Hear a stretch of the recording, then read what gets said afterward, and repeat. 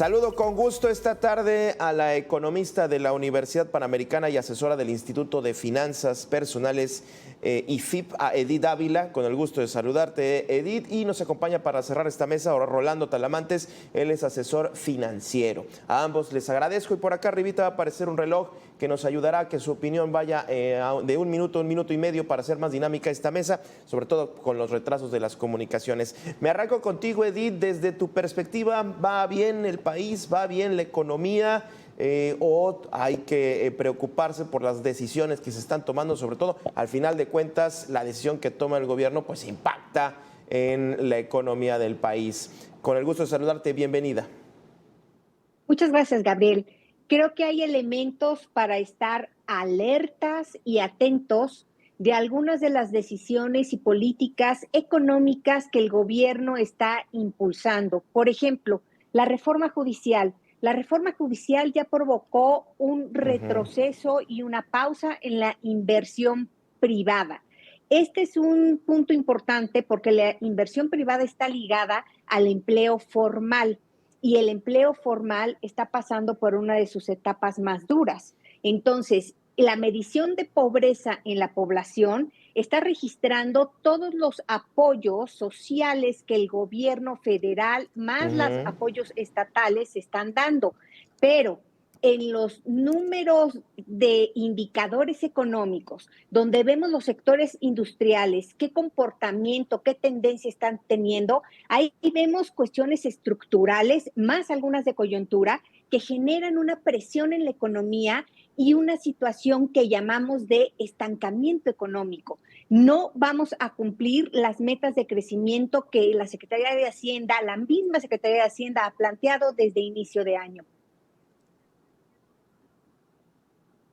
Bien, interesante. Interesante, estancamiento. Rolando, ¿tú cómo observas a estos primeros 6 meses? Y bueno, que hoy coincide esta mesa con estos números sobre la pobreza, que bueno, ahí hay un reflejo, como bien decía Edith, que tiene que ver justamente con la entrega de apoyos, las pensiones, y yo sumaría inclusive el incremento al salario mínimo, que ha sido, pues digamos, una política que ha sido calificada como buena. Pero bueno, Rolando, ¿tú cómo lo observas? De hecho, precisamente el ENIG, que se acaba de publicar hace unos días, nos habla de que hay un incremento en cuanto al ingreso promedio en las familias, pero justamente como mencionaban, todo esto viene derivado del tema de los apoyos que está brindando el gobierno, pues lo que hace un poquito curioso, porque realmente no es un tema de que realmente un trabajador esté ganando más, aunque los números así lo indiquen, pero también hay que comparar eso con el efecto de lo que le alcanza al trabajador con este salario. Por ejemplo, veía que la inflación se ha mantenido estable de cierta forma, de hecho acaba de bajar Banxico sus tasas de interés, pero no se están llegando todavía a los niveles esperados, que es el 3%. Ahorita andamos todavía arribita del 4%. Los puestos de trabajo recientemente también se publicaron, acaban de incrementar. Esto derivado también de la reforma a todos aquellos trabajadores, choferes de aplicación, que actualmente están dados de alta en un programa piloto y lo cual pues incrementa los números, pero técnicamente no vemos más patrones, de hecho hay un decremento en cuanto a los patrones, entonces es un tema de mucho análisis porque finalmente el trabajador puede decir, sí, gano más, pero no me alcanza para lo que yo quisiera, sigo teniendo pues obviamente dificultades para llegar al día de la quincena. Interesante, sobre todo porque parecería que es como, digamos, lo que se alcanza, ¿no? Para esto nos alcanza y no más. Los datos, a mí me llamó mucho la atención y aquí lo pongo sobre la mesa, los estados de la República en donde la situación de pobreza son más altas, los porcentajes son más altos, son Chiapas, Oaxaca, Veracruz, Puebla, por mencionar algunos, y los que tienen menor población de pobreza son Baja California Sur, Nuevo León, Coahuila y Sonora.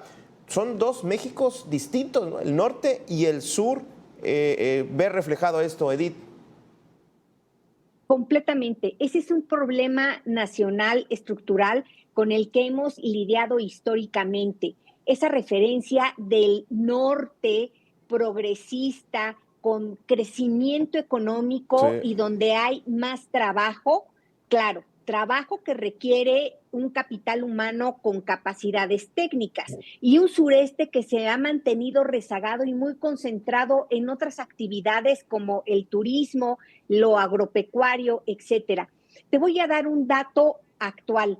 Curiosamente, la inversión pública de los últimos años, de los últimos 7, 8 años, se ha concentrado en el sureste, pero eso no ha significado que el sureste ¿Sí? repunte en cuanto a desarrollo económico, que es como vemos que el crecimiento económico impacta directamente en la calidad de vida de las personas, cuando están teniendo mayor poder adquisitivo, cuando están teniendo mejores empleos formales. Eso es muy importante, Gabriel, porque también históricamente como país lidiamos con la normalización de la economía informal. Y eso es un defecto que tenemos porque donde hay preponderantemente actividad informal económica, hay empobrecimiento y condiciones precarias de los trabajadores que están en esos sectores. Pusiste un tema bien interesante que me gustaría retomar, la economía informal, pero Rolando, dos Méxicos distintos o digamos, dos regiones que parecería que son muy distintas unas con la otra, que a pesar de todo, pues al final de cuentas el norte tiene sus retos, tiene digamos, sus problemas económicos, sus cadenas de suministro que luego se ven, digamos, interrumpidas, qué sé yo, la violencia, como bien comentábamos, pero al final de cuentas, pues vemos parecería que el país está dividido en el norte y en el sur. Rolando.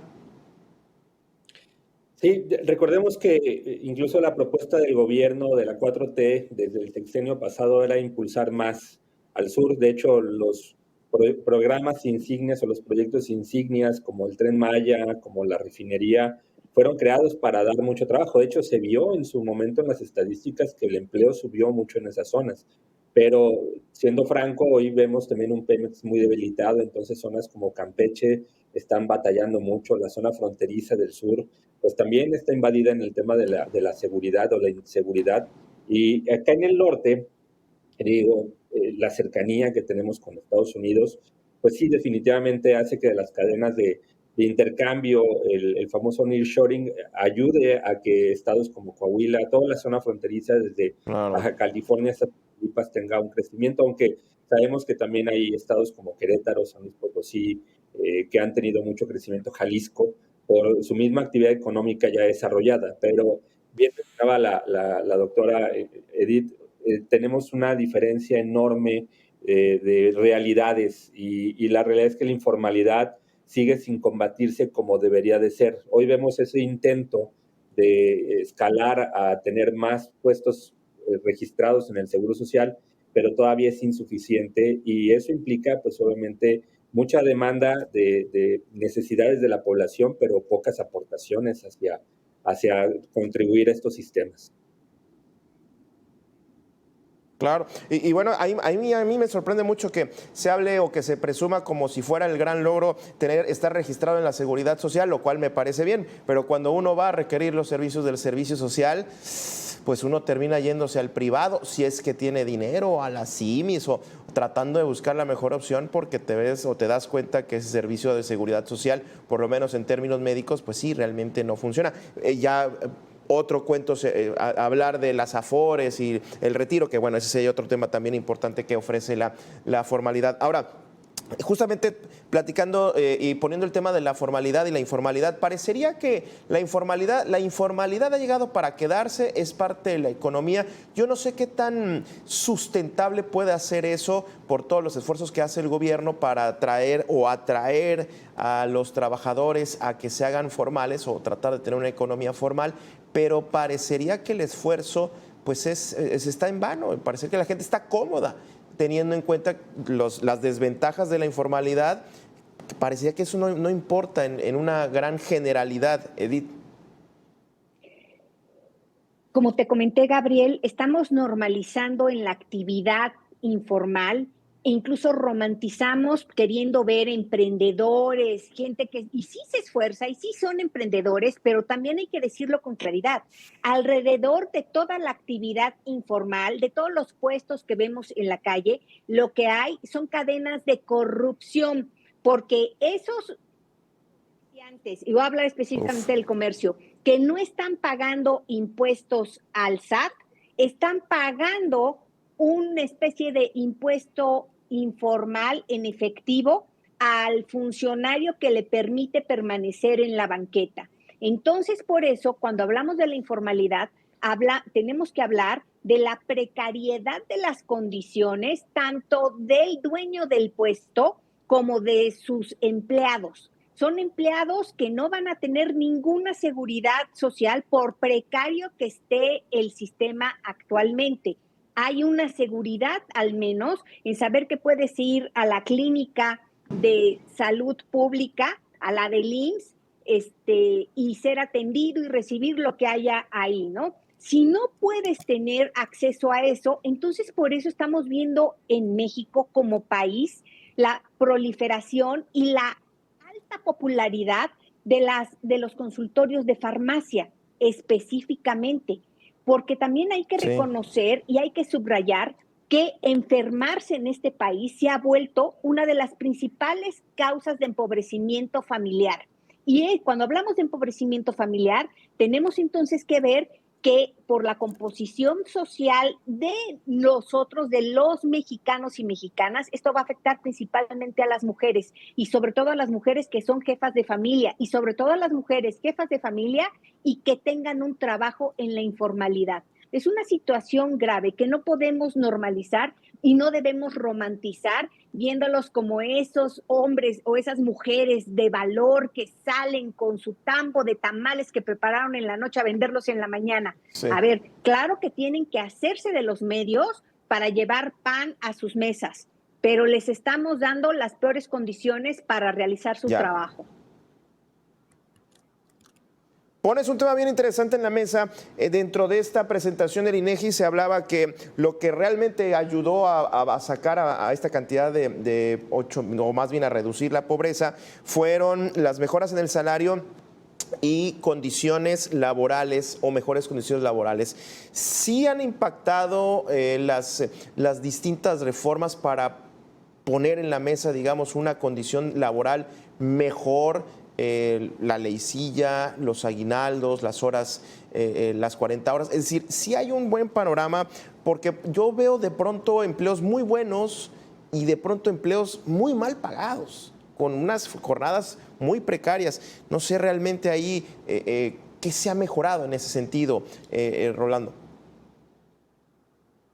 Bueno, la realidad es que todas esas reformas han sido en pro precisamente del trabajador, y lo cual es genial porque pues, obviamente la fuerza humana, la fuerza del capital humano es la que empuja sobre todo a las empresas pequeñas. Sabemos que hoy más del 90% de las empresas son pymes, o sea, son pequeñas empresas. Esas empresas que tienen 4 o 5 trabajadores han tenido mejoras y han modificado su estructura con el fin de que el trabajador tenga acceso a pues cierto crecimiento económico.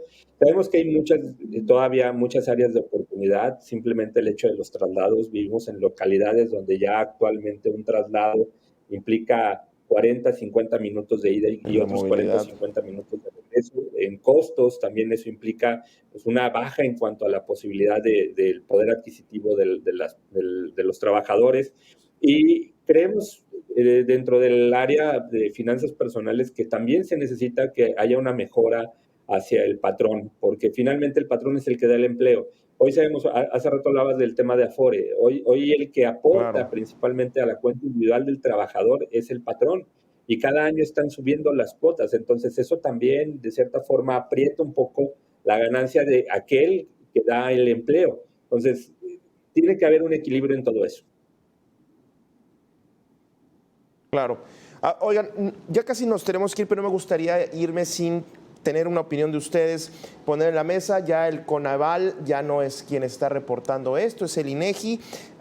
¿Hay credibilidad? ¿Hay Me parece que no se ve un cambio radical, sobre todo lo que comentamos con estas reformas que vinieron a desaparecer ciertamente o centralizar la información.